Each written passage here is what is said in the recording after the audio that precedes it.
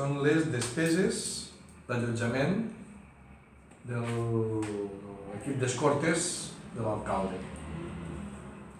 Hem detectat que en les diverses despeses d'alcaldia, que en molts casos considerem excessives, ja igualment denunciat en diversos moments, pel que fa a només allotjaments d'escortes, que vol dir acompanyaments en cap de setmana o en vacances de l'alcalde, l'Ajuntament de Lleida haurà pagat a final de 2017 13.233 euros.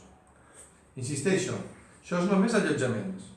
A part són les dietes de desplaçament i les despeses de gasolines, etc. Per això no ho tenim computat perquè, per exemple, les dietes de desplaçament van directament, o les dietes van directament a sou dels treballadors, dels policies locals que acompanyen l'alcalde,